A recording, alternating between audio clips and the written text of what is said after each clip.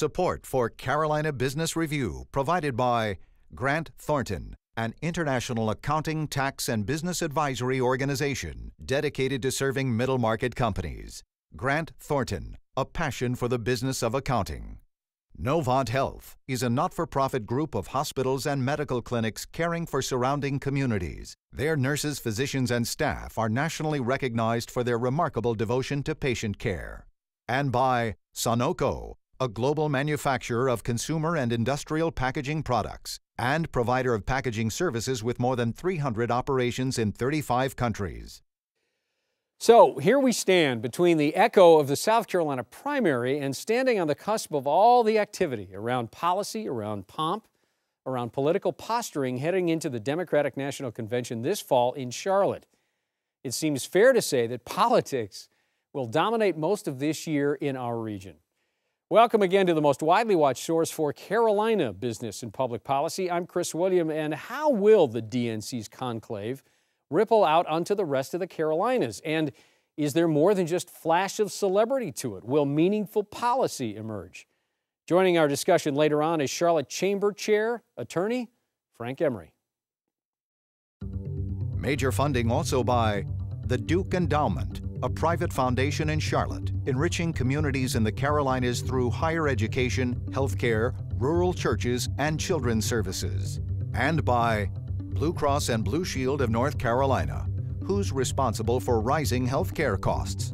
Join Blue Cross and Blue Shield of North Carolina and many others in a candid discussion at letstalkcost.com. This edition of Carolina Business Review was recorded January 20th, 2012. On this week's program, Dr. Susan Roberts of Davidson College, Dr. Laura Olson of Clemson University, and special guest Frank Emory, Chair of the Charlotte Chamber of Commerce. Now, Chris William. Welcome to our program. Sorry, it was taking a little off because we were talking about South Carolina politics. There's a shocker coming out of the South Carolina primary. You two must just be in your element with South Carolina primary, with the DNC.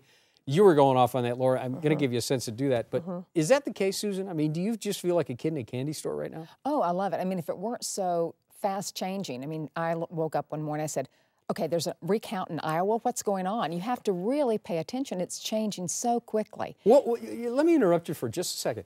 That recount in Iowa, what does that mean for Romney? Does it mean anything for Romney?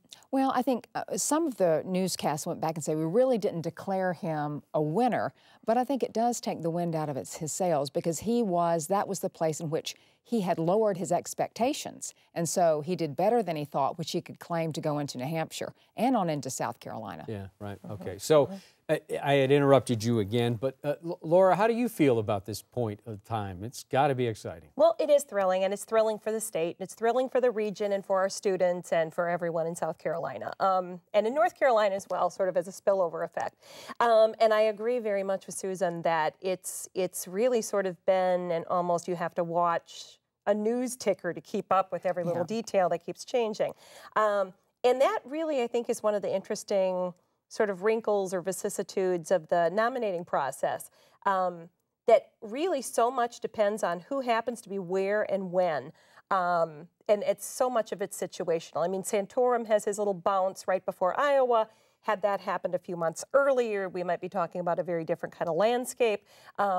Gingrich and all the things that have gone on around his campaign leading into the election, had those things happened at a different time or not happened at all, we might be talking about a different sort of arrangement. And it really is it's politics on the ground happening as we speak. So for those of you that have a front row seat, and by the way, for those of you that are watching, this program is being actually taped before the end of the South Carolina primary. We want to make that full disclosure. But for those of you that have a front row seat, is there anything unique about this election cycle that you know, Susan, you might say, you know, that didn't happen, that worries me, that excites me? Is there something going on out there?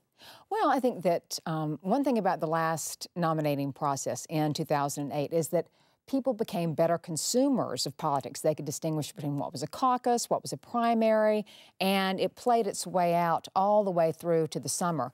I think what's going on now shows a little bit of the polarization within the Republican Party when you look at the Tea Party movement and not the Tea Party, when you look at the people that are making all these endorsements, and there's questions about whether these endorsements make any difference, but it's very complicated out there. I'm interested in Nikki Haley and a recommendation endorsement of Mitt Romney in a state that wouldn't seem that fertile for Mitt Romney. Do you all get a sense, Laura, let me ask you this, Occupy, take your pick, Occupy whatever, fill in the blank, and as you said, the Tea Party, they don't seem to have kind of the cachet that they did in 2010, at least the Tea Party doesn't. Am I wrong to think that? No, Have they taken a second, kind of a second stage here? Yeah, I think what happens anytime you've got sort of a nascent movement of any kind in American politics or in politics anywhere in the world, you have a few little victories, and that can cause some complacency. And so 2010, not that all the Tea Party candidates won in 2010, but the Tea Party sort of caucus or coalition within Congress made some significant noise after 2010. And so you get a sense, I guess, that, you know, you've had a little bit of success. So do you then sort of lose a little momentum, step back from the process a little bit? And I think there's been some of that. I think as well, the Tea Party individuals across our country, excuse me, and certainly within the state as well, they're not all on the same page about everything. And there are candidates within the process right now who have varying appeal to Tea Party folks. And so they're, you know, they have not kind of come together around one candidate. And I think too, that where we have the expectations, they were very important in some of the primaries to nominate certain candidates, and they help set the agenda for the Republicans. And that's still there. Even if their power's not there, Republicans are looking over their shoulders to see if Grover Norquist and some others are sticking with this smaller government, which is echoed in the candidates that are running for the Republican nomination. Barack Obama's first major investment in this political campaign, in this election cycle, as he wants the re-election bid, is made in North Carolina. That seems meaningful to us, but maybe not meaningful nationally. Is that meaningful that he's made that kind of, you know, his first media buys are in the Tar Heel state? Well, I think he's looking to really recognize that this is, despite the Democratic National Convention being here, it is still a battleground state. I think he won North Carolina in 2008 by the closest margin of any state that he won. And so it's up for grabs. I think he's going to start early and getting his message out. This is one of the states that might signal. If you can look down when the election returns come in, you can say, okay, if President Obama gets this state and this state, then I can go to bed at this hour. And I think it's an investment in his future as a battleground state. We are not a blue state. No, and that's absolutely right. And I think that, well, clearly the Obama campaign knows, one, how valuable it was to win North Carolina so that the whole South doesn't look red on election night. And one of the reasons why he was able to get North Carolina in the first place in 2008 is because the primary here was so late and Hillary Clinton was still in the mix. And so there actually was a contest on the ground here in 2008. And so Obama had folks fired up and ready to go, so to speak, in the Tar Heel state heading into the general election. And that was part of course, why he was able to win. If you're going to replicate that, you haven't got any kind of primary contest to worry about if you're Obama this time around. And so what you've got to do is say, well, what is a different way of getting people rallied in that state, in this important battleground, in this kind of almost bellwether, I would argue, on election night? It's just like if you're an incumbent, Sue Myrick, and Charlotte, other incumbents for Congress, you have to keep campaigning, even if it's going to be a landslide, because you want your name out there. And I think he's going to try to do that because they're going to be, you know, there's going to be bashing of, say, it's crossing the state line of President Obama and his agenda. So go ahead and be proactive. And let's face it, he's got the money to do that. That's right. It also shows that he's not being sort of a withering flower. That, no, I'm going out and I am contesting North Carolina. And anybody looking at the 2010 election might say, well, you know, maybe he can keep the states that he won in a convincing way in 2008. But I don't know about states like Indiana and North Carolina and Virginia. He's saying, no, I'm not conceding that. I'm going hard after it. Okay, before you do that, because we got another minute or two before we bring our guest in, you know, North Carolina specifically, there's going to be a governor's race that's pretty key there. That's what I was going to say. Bev Perdue, Pat McCrory, I mean, I think they're both looking forward to it. How will an Obama expenditure and how will an Obama win, or maybe Obama not win North Carolina, how will they affect each other? Well, there are people that would say, and former Mayor Pat McCrory would be the first to say, it was the top of the ticket that cost him the election, and maybe it'll be the top of the ticket, President Obama winning North Carolina, that will deliver Bev Perdue back to the governor's mansion. I think it is a big factor, and I think in a way he's working. These Obama buys are helping the Democrats all the way down the ticket. Sure, absolutely true. Same thing. Absolutely true. Excuse me. You saw sort of a coattail effect for Kay Hagan in the Senate race in 2008. The only thing I would argue, if Obama starts to look really strong here and it appears that he's going to win the electoral votes from the state, then McCrory's going to have to find some way of making that gubernatorial race about something very, very different than party. We got about a minute left, and I want to get to this too. Charlotte won the DNC. We all know it now. I've been talking about it, and we'll talk about it a little bit more. Susan, do you get the sense that Charlotte really understands what this is? And I don't mean from an economic development standpoint, but the DNC, the RNC, this is bare-knuckle blood sport at its highest level. Charlotte is genteel. Let's all get along, but let's do economic development. Let's go, guys. Do they get that idea what this is going to be?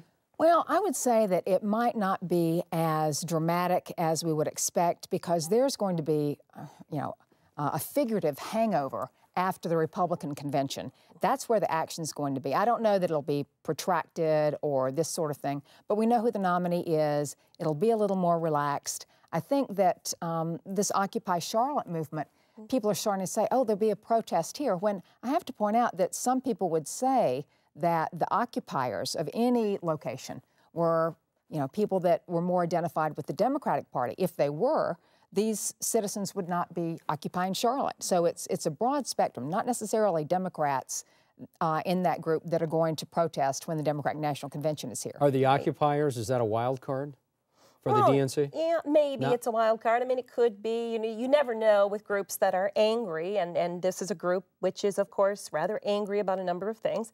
But the fact of the matter really ends up being that President Obama is the sitting president.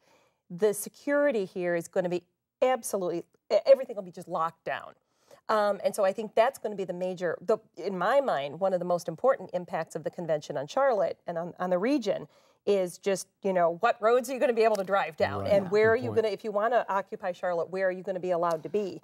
And are folks going to get angry about where they are and are not allowed to be? Sure, and there's a lot of enthusiasm. I believe, as I recall, President Obama, candidate Obama, was here the night before the election and in Charlotte, and that was there was an outpouring of people that just wanted to see him. And I think that's still going to be the dynamic. Yeah. All right. We'll leave it there. Put it on pause. We'll pick it up in just a second. Next week on our program, he is another politician. The Florence mayor, his name is Stephen Wakila, and he will be on this program. And then in 2 weeks, she is the new Davidson College president. Too much cheers when her name was announced that Davidson had a female president. Her name is Carol Quillen, and she will be here in 2 weeks. As an attorney, our guest is trained and comfortable with knowing details of any given issue and systematically working through them to some type of acceptable outcome. Now, you contrast that kind of control with his new role as volunteer head of the Tar Heel State's largest chamber of commerce, with which it comes comes unknown variables and unquantifiable outcomes. Life can get pretty interesting for our guest as well as the Charlotte Chamber. We welcome Charlotte Chamber Chairman Frank Emory. Mr. Chairman, welcome. Thank you. Glad to be here. Are you ready for this ride? Ready or not, here we are. Yes, I think so. Frank, give us a sense of what you think. What is the long-lasting effect for Charlotte? Politics aside, what do you think the afterglow for the region is going to be following the DNC? I think there are three things that we expect to see. First, increased name recognition for Charlotte and the region and the South. I think there are a lot of people who still have misperceptions and misconceptions about what the South is like and what Charlotte's like. So I want them to walk away not having to understand whether Charlotte, North Carolina or Charlotte, Virginia or whatever it is. Yeah. Second, one of the things we've done at the Chamber is we sent letters to the Fortune 1000 and said, here's information about Charlotte. Let us help you learn more about it. Here are packages about what we have in terms of schools and houses and relocation packages. So we're hoping after the DNC is here, there'll be lots of companies out there who'll know more about Charlotte than they once did. And the thing I'm most excited about, the third thing, is that we've put together a directory of businesses, entrepreneurs, small businesses, who, first of all, want to work with the DNC, but we want to keep that going after the convention is gone, to see those companies grow and get more opportunities to do business. So we have met new people that we didn't know in our own community as a result of this. Susan, question? Well, I just, there have been a lot of discussions about the studies about what the economic impact would be, and I think you've answered one. I think, as you point out, there are intangibles. Are there any intangibles besides the maybe short-term, here's what is going to happen with the package for what kind of impact it'll have on the economy? Well, you know, the theme at the Chamber this year is outrageous aspirations. Okay. And my aim is that having the DNC here will make people think larger about the things that are possible in Charlotte. We're successful with the DNC, then, you know, I'm thinking there's no reason in the world that we can't host the Summer Games or the Olympics at some point in Charlotte. So, and there are other things, the World Cup soccer. So really start thinking larger about Charlotte on the global stage. Are there downsides that you see potentially to having the DNC here? You know, any kind of challenges that concern you going forward? It just seems like it's a wonderful opportunity for Charlotte, and it's a great opportunity to showcase all the diversity that exists here that people don't really acknowledge. But are there any concerns that you have going forward? Sure. Two buckets. I mean, first, you know, let's be clear. The region will be holding its breath that whole week, hoping that everything goes well and there isn't, you know, a repeat of Chicago in 1968 or something like that. So that's one. And then second, you know, there'll be a lot of people here. You know, the security will be such that daily routines will be disrupted. So, you know, we'll have to spend a fair amount of time reminding people that this is A, short term, and B, good for us while we take the medicine of the week. Right. But nonetheless, I think overall it's a very positive net. Frank, do you get the sense that the business community is as involved as the Chamber had hoped they would be at this point in the cycle? Yes, people are reasonably energized about it. I think you know, the questions about security and access are still out there, and folks are a little concerned about that. But at least with the people with whom I'm in contact, folks understand the opportunity and are very interested in that. The calls I get and the calls we get at the Chamber are, how can I be involved? How can I use this as an opportunity to showcase my business or otherwise? Susan, go ahead. I was just going to say, too, sometimes we look at the business side of it. The host committee has done a lot of things in terms of trying to promote cooperation among the universities around the region in terms of, are you having panels involving students, in terms of internships. The staff at the host committee is even getting involved in civic duties, volunteering with some literacy programs. And I think those are the kind of things. Mayor Fox wants this to be a convention that has a legacy, a business legacy, and then a legacy about, as you would point out too, the can-do in Charlotte. And let me, this is going to be not usually something we do on this program, but before the program, Frank, we were talking about, has the DNC raised the appropriate amount of dollars that they had hoped to raise to put this convention on? And Susan, you made the point that, well, you don't feel like they have to disclose that because it is a bit of a private party. Well, at least not now. I mean, it's a work in progress. And they don't have, to the best of my knowledge, phone banks and everyone soliciting constantly. They've put on themselves the restraint of the People's Convention. Okay, so the question goes to you, Frank. Have they raised enough money? And do you get the sense, and one of the issues was recently in the Charlotte Observer, they had cut the days down from 4 to 3, and they were going to have a family day on the 4th day.